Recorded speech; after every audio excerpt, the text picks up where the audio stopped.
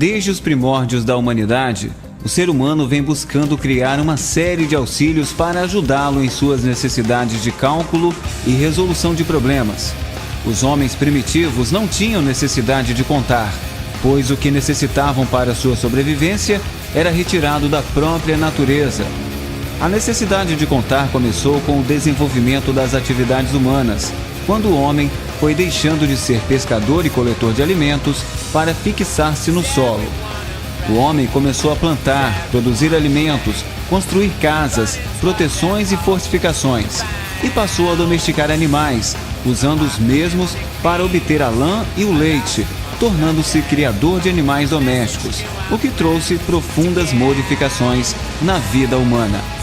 As primeiras formas de agricultura de que se tem notícia foram criadas há cerca de 10 mil anos na região que hoje é denominada Oriente Médio. A agricultura passou então a exigir o conhecimento do tempo, das estações do ano e das fases da lua. Assim, começaram a surgir as primeiras formas de calendário. No pastoreio, o pastor usava várias formas para controlar o seu rebanho.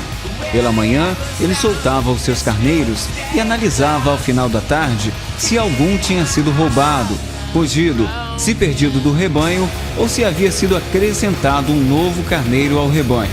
Assim, eles tinham a correspondência um a um, onde cada carneiro correspondia a uma pedrinha que era armazenada em um saco. No caso das pedrinhas, cada animal que saía para o pasto de manhã correspondia a uma pedra que era guardada em um saco de couro.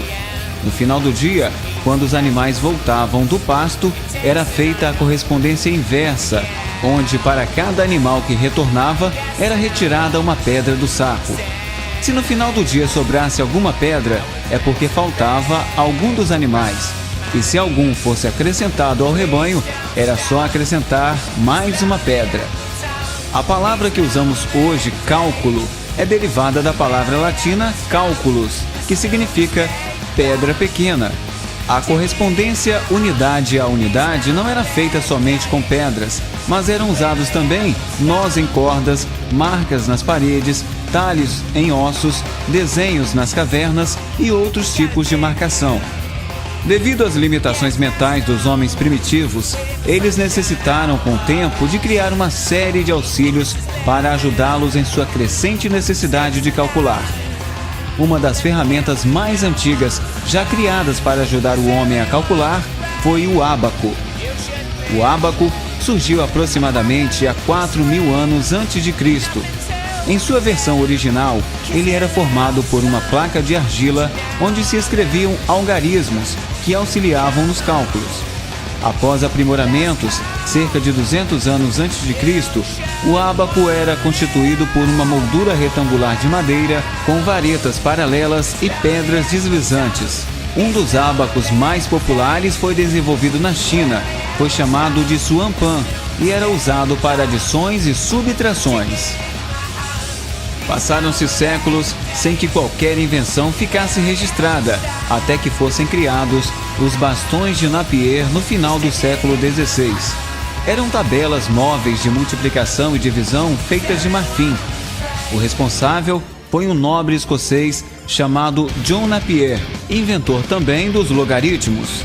Apesar de dispositivos semelhantes aos bastões terem sido usados desde o final do século XVI, eles só apareceram documentados a partir de 1614.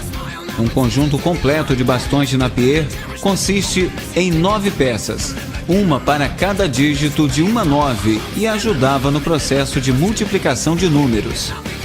Em 1642, um francês de 18 anos, de nome Blaise Pascal, inventou a primeira máquina de somar, a pascalina, que executava operações aritméticas quando se giravam os discos interligados.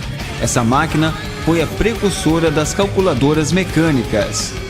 Em 1802, Joseph Jacquard, na França, passou a utilizar cartões perfurados para controlar suas máquinas de tear e automatizá-las. Esse processo despertou, já nessa época, temor pelo desemprego, provocando uma grande reação popular contra essa espécie de pré-automação. Entre 1802 e 1822, Charles Babbage, um matemático e engenheiro britânico, construiu a máquina de diferenças, que baseava-se também no princípio de discos giratórios e era operada por uma simples manivela. Babbage é considerado o precursor dos modernos computadores eletrônicos digitais.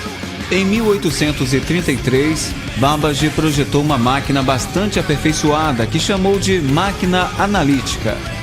A máquina analítica poderia ser programada para calcular várias funções diferentes. Era constituída de unidade de controle de memória aritmética e de entrada e saída. Sua operação era governada por conjunto de cartões perfurados, de modo que, de acordo com os resultados dos cálculos intermediários, a máquina poderia saltar os cartões, modificando dessa forma o curso dos cálculos. Porém, sua máquina só pôde ser concluída anos após a sua morte, tornando-se a base para a estrutura dos computadores atuais, o que fez com que Charles Babbage fosse considerado como o pai do computador. De fato, o projeto de máquina de Babbage muito se aproxima do projeto das máquinas atuais, pois possuía dispositivos de entrada e saída, uma memória e engrenagens que permitiam o processamento. Aproximadamente em 1885, Herman Hollerith, funcionário do Departamento de Recenseamento dos Estados Unidos, percebeu que a realização do censo anual demorava cerca de 10 anos para ser concluído e que a maioria das perguntas tinha como resposta sim ou não. Em 1886, idealizou um cartão perfurado que guardaria as informações coletadas no censo e uma máquina capaz de tabular essas informações. Construiu então a máquina de recenseamento, ou máquina tabuladora, perfurando-se cerca de 56 milhões de cartões. Com isso, ele conseguiu obter os resultados em tempo recorde, isto é, 3 anos depois do censo, ele já tinha os resultados. A máquina foi um sucesso nos Estados Unidos e foi usada nos censos do Canadá, Áustria e Rússia. Em função dos resultados obtidos com seu invento, Hollerith, em 1896, fundou uma companhia chamada TMC, ou TMC, Tabulation Machine Company, associando-se em 1914 a 2 outras pequenas empresas e formando a que se tornou hoje, em 1924, a conhecida IBM, International Business Machine. Com a chegada da Segunda Guerra Mundial, houve a necessidade de se projetar máquinas capazes de executar cálculos balísticos com rapidez e precisão para serem utilizadas na indústria bélica. Desta forma, houve um grande impulso no desenvolvimento dos computadores e surgiram os primeiros sistemas híbridos eletromecânicos.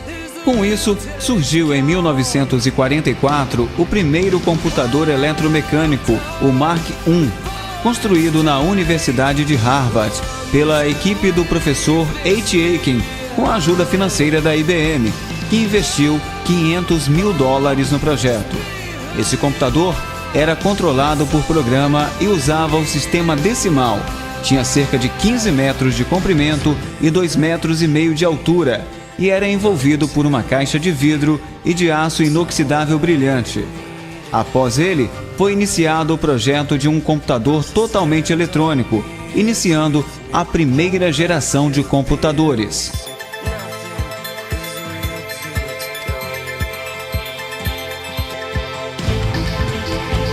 A primeira geração de computadores é marcada pelo surgimento dos primeiros computadores eletrônicos. Um grande número de projetos foram implementados, baseados na utilização de relés e válvulas eletrônicas para a realização de cálculo automaticamente. Os relés são eletroímãs cuja função é abrir ou fechar contatos elétricos com o intuito de interromper ou estabelecer circuitos. Já a válvula é um dispositivo que conduz a corrente elétrica num só sentido. Uma das grandes vantagens da primeira geração em relação às máquinas eletromecânicas era, sem dúvida, a maior velocidade de processamento. Entretanto, por serem todos baseados em tecnologias de válvulas eletrônicas, normalmente quebravam após não muitas horas de uso, devido ao alto aquecimento que as válvulas alcançavam em pouco tempo de uso. Em 1943, um projeto britânico, sob a liderança do matemático Alan Turing, colocou em operação uma série de máquinas mais ambiciosas, dentre elas o Colossus, que ao invés de relés eletromecânicos, usava 2.000 válvulas eletrônicas. O Colossus trabalhava com símbolos perfurados numa argola de fita de papel que, inserida na máquina de leitura fotoelétrica, comparava a mensagem cifrada com os códigos conhecidos até encontrar uma coincidência. Ele processava 25.000 caracteres por segundo e foi muito usado para decifrar códigos alemães secretos.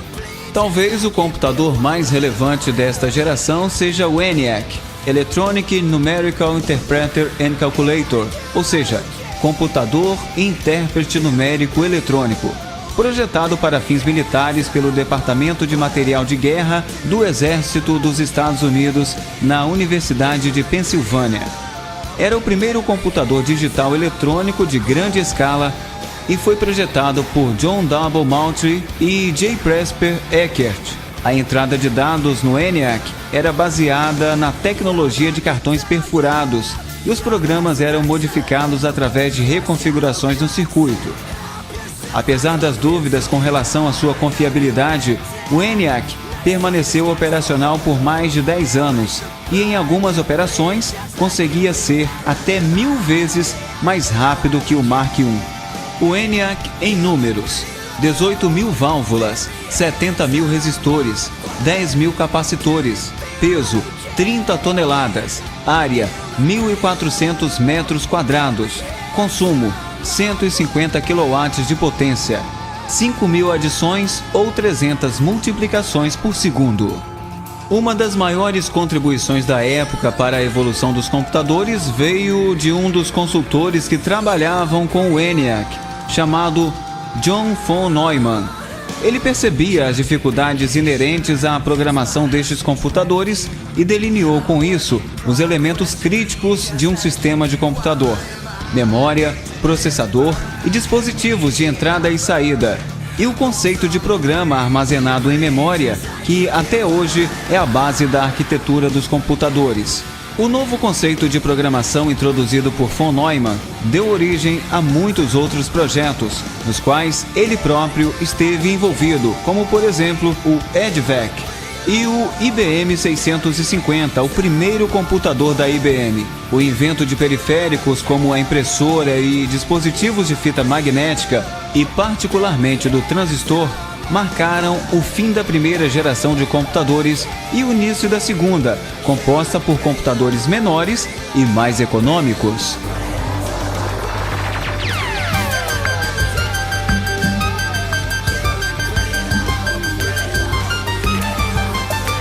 A segunda geração foi marcada por computadores transistorizados, ou seja, que usavam um componente eletrônico chamado transistor. Este componente apresentava um consumo e aquecimento muito menores que as válvulas, além de serem mais confiáveis. Por conta de também possuir dimensões menores, sua adoção contribuiu para uma redução no tamanho dos computadores da época. Em 1952, John Moultrie e Presper Eckert abriram sua própria firma na Filadélfia e criaram o UNIVAC, Universal Automatic Computer, ou seja, computador automático universal, destinado ao uso comercial. Máquina eletrônica de programa armazenado que recebia instruções de uma fita magnética de alta velocidade ao invés dos cartões perfurados. O UNIVAC foi utilizado para prever os resultados de uma eleição presidencial. O UNIVAC marcou também o surgimento de dois periféricos, o Unityper e Uniprinter. Em 1955, conclui-se o primeiro computador transistorizado, feito pela Bell Laboratories, o TREGIC, com 800 transistores, cada um em seu próprio recipiente.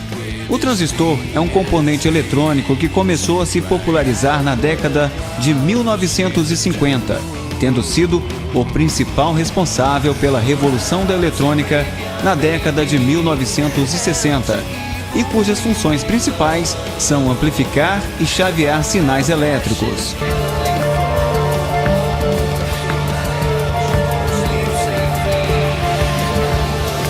De 1958 a 1959, Robert Noyce, Jim Verne, Jack Kilby e Kurt Lehovec participaram do projeto de desenvolvimento do primeiro CI, o Circuito Integrado. O circuito integrado é um conjunto de transistores e outros componentes eletrônicos miniaturizados e montados numa única pastilha de silício.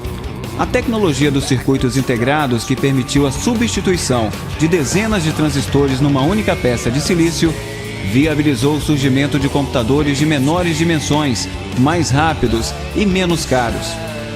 Em 1960, a IBM lança o IBM 360, cuja série marcou uma nova tendência na construção de computadores com o uso de CI. Os computadores desta série eram mais poderosos e baratos e aceitavam uma grande variedade de periféricos, tornando-se com isso um enorme sucesso comercial. Em 1965, a Digital Equipment introduz o PDP-8, primeiro mini-computador comercial com preço competitivo. Naquela época, o nível de integração existente nos chips era de pequena escala de integração, SSI, Small Scale of Integration, com a qual cerca de 1000 transistores podiam integrar-se no circuito de uma pastilha. Com o passar dos anos, foram desenvolvidas escalas maiores de integração, de forma a conseguir alocar mais transistores em uma mesma pastilha de silício. Um outro computador dessa geração que conheceu grande sucesso, particularmente nas universidades e centros de pesquisa, foi o mini-computador da série PDP-11. A invenção dos circuitos integrados teve efeito importante na vitória dos Estados Unidos na disputa espacial com a antiga União Soviética e na conquista da Lua, pois tornou possível o embarque de computadores mais complexos em foguetes, necessários para o êxito das missões espaciais.